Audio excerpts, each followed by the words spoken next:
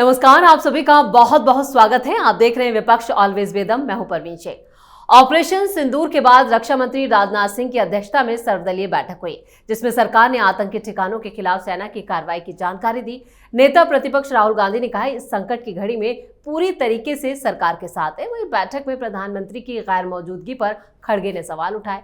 और इस बीच कांग्रेस के सीनियर नेता पृथ्वीराज चौहान ने कहा कि भावनाओं के बल पर युद्ध नहीं जीता जा सकता और पूछा, क्या सरकार ने भावनात्मक फायदे के लिए ऑपरेशन सिंदूर नाम चुना है। चौहान ने यह भी कहा कि ऑपरेशन सिंदूर को लेकर सोशल मीडिया पर गलत जानकारियों को रोकने के लिए लोगों के साथ नियमित रूप से विवरण साझा करना चाहिए। वहीं उदित राज ने कहा कि बुद्धिजीवियों के साथ चर्चा में बात आई कि सिंदूर एक विशेष धर्म से जुड़ा शब्द है। अगर कोई दूसरा नाम चुना जाता तो बेहतर होता। तो क्यों ऑपरेशन सिंदूर और मोदी पर सवाल उठा रहा है विपक्ष? इसी पर चर्चा के लिए स्टूडियो मौजूद है कैपिटल टीवी के editor in chief doctor Manish Kumar और एग्जीक्यूटिव एडिटर राजीव कुमार। आप दोनों का बहुत बहुत स्वागत है। धन्यवाद। पहलगांव अटैक के बाद ऑल पार्टी मीटिंग हुई, फिर अब ऑपरेशन सिंदूर के बाद ऑल पार्टी मीटिंग हुई। राहुल गांधी का स्टैंड या कहें कि उनका जो बयान था कि हम साथ हैं, लेकिन उनके नेता जो हैं वो काबू से बाहर क्यों? देखिए, राहुल गांधी और मल्लिकार्जुन खड़गे का जो बयान था जी, मैं तो सुना तो मुझे हंसी आ गई। उनका एग्जैक्ट बयान क्या है, वो ऐसा लग रहा है कि कोई कंडोलेंस में जा रहे हैं कि संकट की घड़ी। अरे संकट की घड़ी पाकिस्तान के लिए है। क्या है संकट? Why are you thinking it is a संकट? तुम्हें अपनी सेना पे भरोसा नहीं, सरकार पे भरोसा नहीं, टेक्नोलॉजी पे भरोसा नहीं। आपको तो कलेजा में चोट लग रहा होगा। फेक न्यूज फैलवाने में लगे हुए हैं। राफाल गिर गया, यह फेक न्यूज हिंदुस्तान से शुरू हुआ। सोशल मीडिया में हिंदुस्तानियों ने यह काम किया, यह गंदगी। संकट की घड़ी, उनको लग रहा है कि राफाल किसी काम का नहीं है। यह हिंदू अखबार ने सबसे पहले इसको शुरुआत किया जी। लार वार इन लोगों ने शुरू कर दिया कि 3-3 राफाल मारा गया। मतलब राफाल के केस में आपको डांट पड़ी, फटकार पड़ी, तो युद्ध के समय आप राफाल से बदला ले रहे हो। दिमाग में गोबर भर गया इन लोगों के। और देखिए क्या हो रहा है।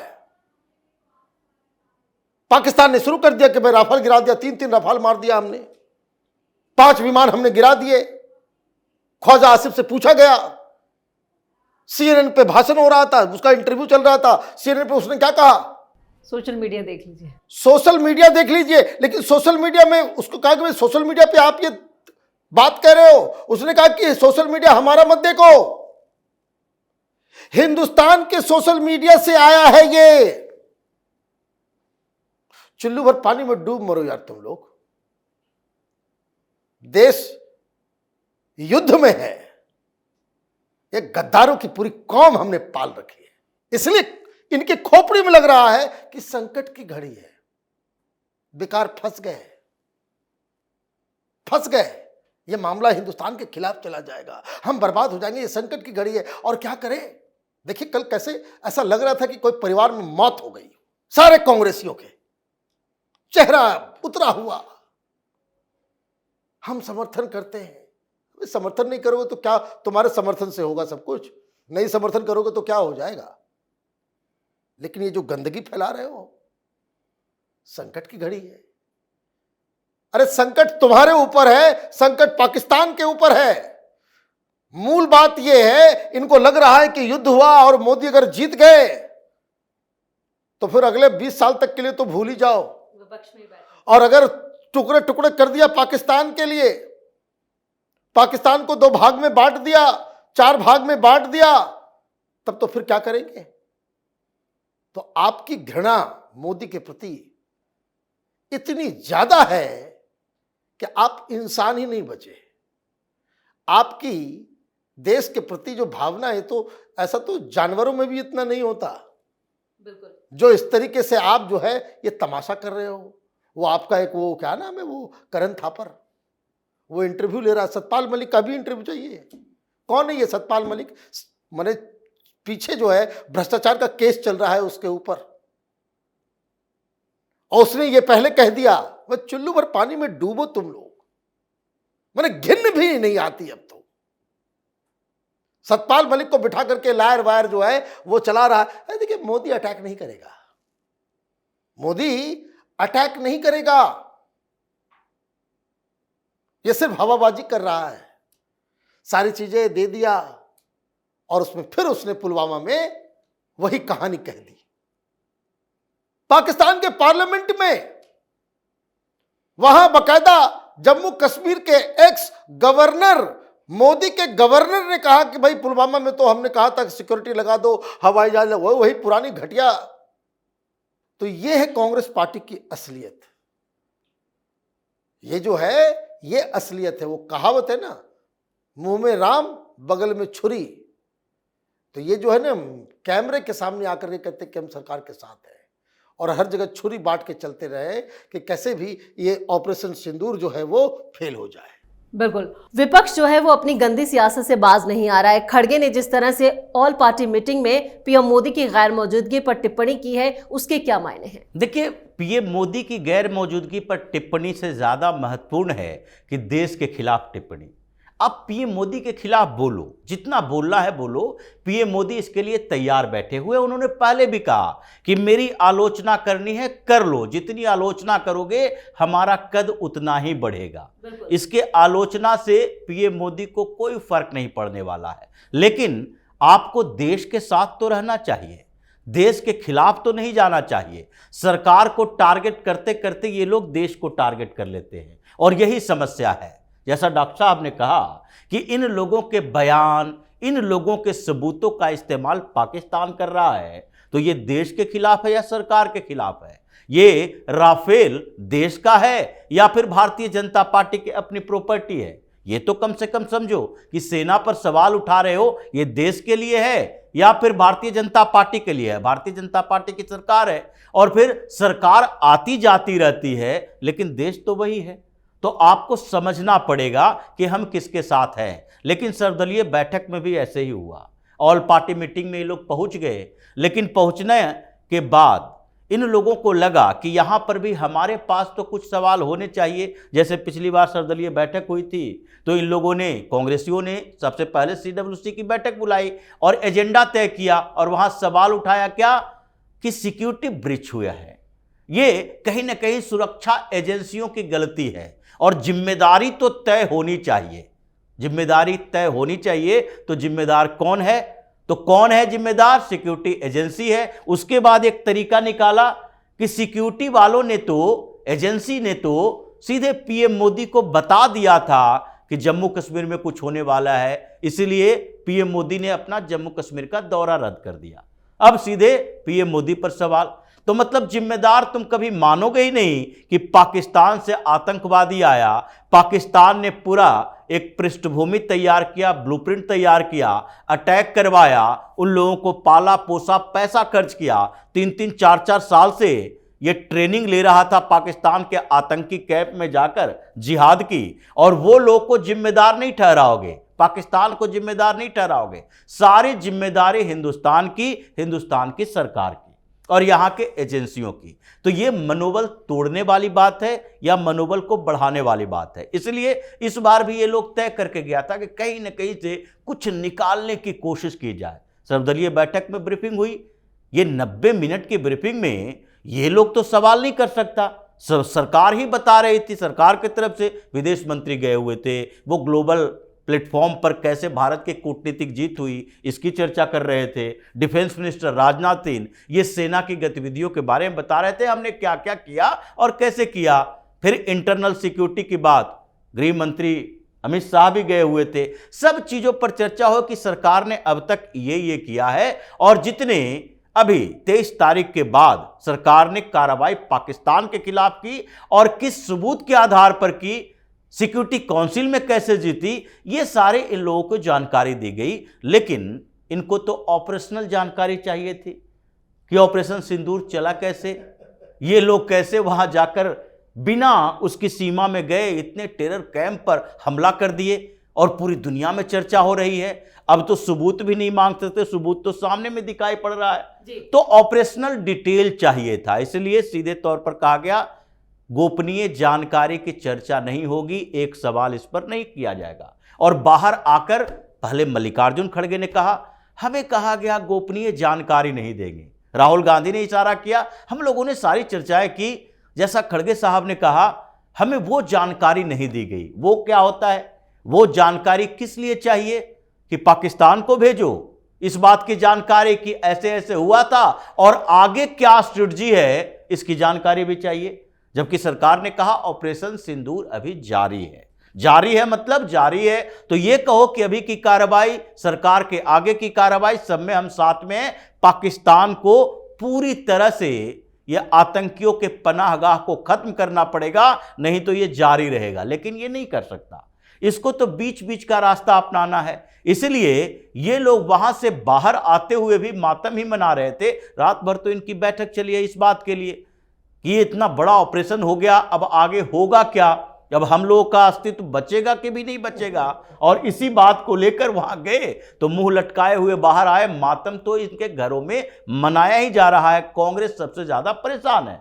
बिल्कुल, अपने अस्तित्व को बचाने की कोशिश में जुटे हैं और इसलिए ये बेतुका बयान भी दे रहे हैं। ऑपरेशन सिंदूर को लेकर, उसके नाम को लेकर जो सवाल उठाए जा रहे हैं, क्या ये सिर्फ सवाल हैं या इसके पीछे कोई साजिश? देखिए, देश में कुछ भी अच्छा होता है ये कांग्रेसी टर टर करना चालू कर देते हैं मेढक की तरह। हर अच्छे काम के ऊपर इनको अपनी कुदृष्टि डालनी जरूरी है।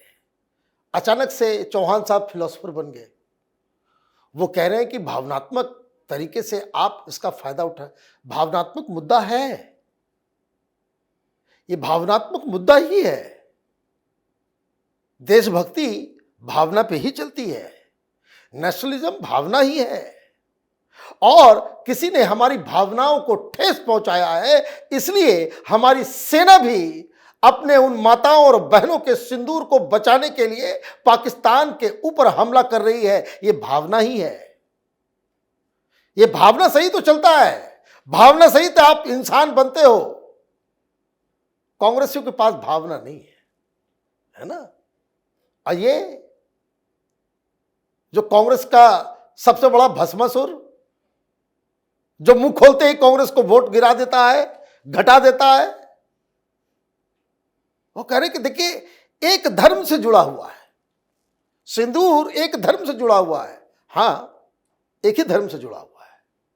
नाम इसलिए सही है क्योंकि उसी धर्म वाले को चुन चुन के मारा गया, पहचान करके मारा गया। बस जिसके पास सिंदूर नहीं था उसको तो छोड़ दिया। सिंदूर लगाई हुई महिलाओं को तो टारगेट किया कि कहां है तुम्हारे पति। तो ये सिंदूर ही तो रखना चाहिए, क्या रखा जाएगा? ऑपरेशन बुर्का, ऑपरेशन नकाब। इन लोगों की बातों से ऐसी दुर्गंध आती है कि घिन लगता है। इन लोगों का दिमाग किस हिसाब से चल रहा है। कांग्रेस पार्टी डिरेल हो गई है, पथभ्रष्ट हो गई है। लगता ही नहीं कि इंदिरा गांधी की पार्टी है ये, लगता ही नहीं जरा सा भी। तो ये जो सवाल उठाया जा रहा है वो इसलिए सवाल उठाया जा रहा है क्योंकि ये किसी ने कभी सोचा नहीं था कि ऐसे घुस के हम मारेंगे। पंजाब में आतंकियों के मेन हेडक्वार्टर को उड़ाएंगे और ड्रोन से 24 अलग अलग शहरों में हम हमला कर देंगे, पाकिस्तान के स्टेडियम को तोड़ देंगे, एयर डिफेंस सिस्टम उसका खत्म कर देंगे।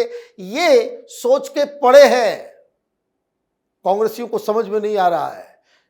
इनको अभी सबसे बेहतर काम यही होगा, ये लोग जितना कम बोलेंगे उतना फायदा होगा, जितना ज्यादा बोलेंगे उतना नुकसान होगा। बिल्कुल, पाकिस्तान तो है खौफजदा, लेकिन उससे ज्यादा हमारे विपक्षी नेता जो हैं वो ज्यादा खौफ में नजर आ रहे हैं, इसलिए इस तरह की बयानबाजी कर रहे हैं। देखिए, ये बयानबाजी उनके खौफ का नतीजा नहीं है, उनके दिमाग में यही चलता है। जैसे उदित राज की बात है। उदित राज कौन है? ये अधिकारी हुआ करता था, सिविल सर्विसेज क्रैक किया और उसमें रिजर्वेशन से एससी का सर्टिफिकेट इसके पास। उसके बाद ये बौद्ध बन गया, और न्यू बौद्ध बनते हुए इसने अंबेडकरवादी आंदोलन शुरू किया, राजनीति में आ गया, अपनी पार्टी बनाई, कुछ नहीं हो पाया। ये मायावती को चैलेंज देने के लिए आया था उत्तर प्रदेश की राजनीति में, कुछ नहीं हुआ, इधर उधर भटकते हुए भारतीय जनता पार्टी में शरण लिया और यहां इसे सांसद बना दिया गया। इसकी औकात बढ़ गई, कांग्रेस वालों ने अपने पास रखा है। अब भारतीय जनता पार्टी को तभी लग गया था कि हम गलती कर दिए हैं, इसको बाहर भगाओ, इसलिए टिकट नहीं मिला था। अब कांग्रेस को लगता है कि भारतीय जनता पार्टी में जो है, जिसे बाहर निकाला नहीं गया, वो बाहर हो गया है, तो इसका मतलब बड़ा इंपॉर्टेंट लीडर होगा, उसे अपने साथ रख लो। इसलिए कांग्रेस की परेशानी बढ़ी हुई है। जिस बात की चर्चा ये लोग कर रहा है, इंटेलेक्चुअल चर्चा के बीच हमने ये पाया कि हिंदुस्तान में सिंदूर है जो एक धर्म विशेष का प्रतीक है, तो ऐसा नहीं करना चाहिए था। ये कब की इंटेलेक्चुअल चर्चा है? इसको ये भी बताना चाहिए कि हिंदुस्तान में जितने तोप, टैंक, मिसाइल और फाइटर प्लेन हैं, उन सब का नामकरण किस आधार पर होता है? ये गाजी होता है, गौरी होता है, ये तो पाकिस्तान का है। हमारे यहाँ अर्जुन, भीष्म, ये सारे टैंक जो है, ये सारे किस धर्म के प्रतीक है, ये भी बता दो। और ये भी बता दो कि आगे जो भारतीय सेना, जितनी भारतीय सेना के रेजिमेंट है, सबके अपने अपने नारे होते हैं। कोई हर हर महादेव कहता है, जय श्री राम, जय माँ दुर्गे, जय माँ काली, ये नारे जो लगाए जाते हैं, ये किस धर्म के प्रतीक है? तो जब हमारा पूरा का पूरा सिस्टम ही हिंदुत्व से चल रहा है इस देश का, और हजारों सालों से चल रहा है, तो ऐसे में तुम संविधान के अंदर एक सेकुलरिज्म शब्द जुड़वा दोगे इंदिरा गांधी के समय में, तो उसके बाद इस देश के सारे लोग ये सोचने लगेंगे कि नहीं नहीं, हम अपने धर्म का प्रदर्शन ही नहीं कर सकते हैं। और भावना की जहां तक बात है, तो जैसा डॉक्टर साहब ने कहा, राष्ट्रवाद तो एक भावना ही है। अगर भावना खत्म हो जाए तो इन्हीं लोगों की तरह देशद्रोही हो जाएगा, राष्ट्रवादी कोई रहेगा नहीं। तो इसलिए इन लोगों ने एक चालाकी फिर से शुरू कर दी कि अब सिंदूर पर सवाल उठाओ, ऑपरेशन पर, क्योंकि ऑपरेशन तो सक्सेस हो गया, तो ऑपरेशन में जो सिंदूर शब्द लगा है उस पर सवाल उठाओगे तो थोड़े तो मुसलमानों को संतुष्टि मिलेगी कि चलो हमारे लिए कुछ तो कर रहा है ये लोग। अब ऐसी स्थितियां इन लोगों की हो गई है कि कहीं ना कहीं सेना को, सरकार को, देश को टारगेट करो, ताकि एक विशेष वोट बैंक को खुश रखा जा सके। तो ऐसी स्थितियों में लोग तो देख रहे हैं, तुमने बहुसंख्यक को नाराज किया और सो कॉल्ड अल्पसंख्यक को खुश करने की कोशिश की।